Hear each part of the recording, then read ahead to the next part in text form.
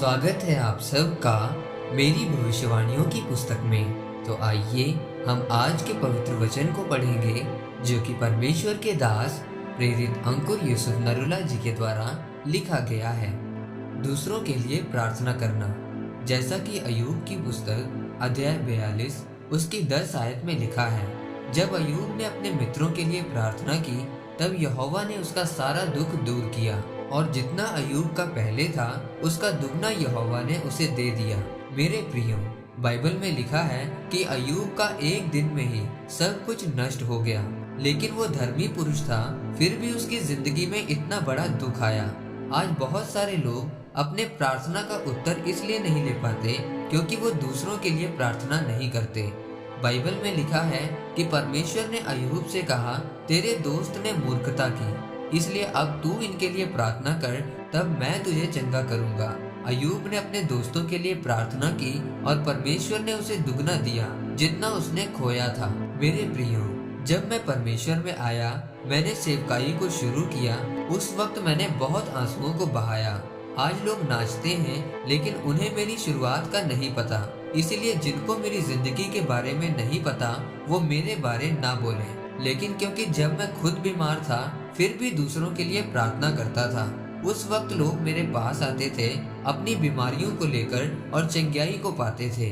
एक बार एक व्यक्ति मेरे पास आया, उसने कहा मेरा पेट ठीक नहीं है, मैं कुछ खा नहीं पाता हूँ। वो ही परेशानी मेरे साथ भी थी। मैं एक डॉक्टर के पास गया, दूसरे के पास गया, ऐसे मैंने बहुत डॉक्टर बदले लेकिन कोई चंगाई नहीं मिली।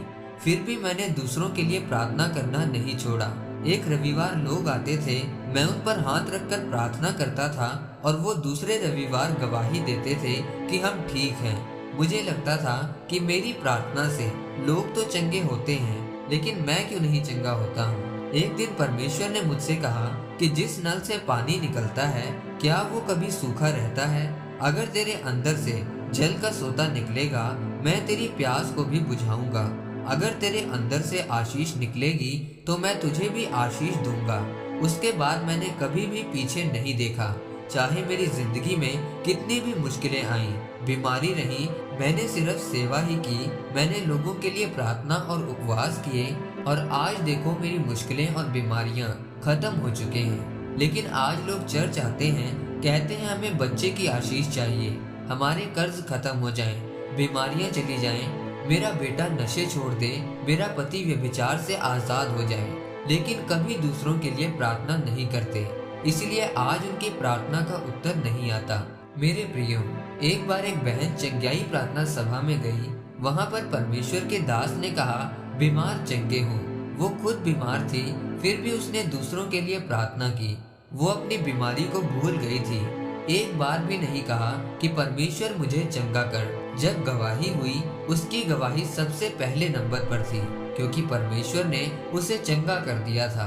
याद रखें, आज हमारी जिंदगी में चंगाई इसलिए नहीं है क्योंकि हम दूसरों के लिए प्रार्थना नहीं करते। मेरे प्रियो, बाइबल में लिखा है कि तुम एक दूसरे का भार उठाओ और इस प्रकार मसीह की व्यवस्था को पूरी करो। याद रखें, आज हर एक व्यक्ति परेशानी को खत्म कर सकता है, लेकिन वो करता नहीं है क्योंकि उसे लगता है कि हमारी परेशानी बड़ी है, मेरी बीमारी बड़ी है। मेरे प्रियो, एक दूसरे का भार उठाओ, एक दूसरे के लिए प्रार्थना करो और उसी की व्यवस्था को पूरा करो। जैसे अय्यूब को परमेश्वर ने कहा, तू अपने मित्रों के लिए प्रार्थना कर, तब मैं तुझे आज चंगा करूंगा। अय्यूब ने अपने मित्रों के लिए प्रार्थना की और परमेश्वर ने उसे दुगनी आशीष दी। इसीलिए मेरे प्रियो, आज आपको दूसरों के लिए प्रार्थना करनी है। अपनी बीमारियों को भूलकर, अपनी परेशानियों को भूलकर याद रखना है, जैसे आज परमेश्वर ने मुझे बीमारियों से छुड़ाया, वैसे ही आप भी छुटकारा पाएंगे। इस वचन को पढ़ने और सुनने के द्वारा परमेश्वर आपको दूसरों के लिए प्रार्थना करने वाला मन दे।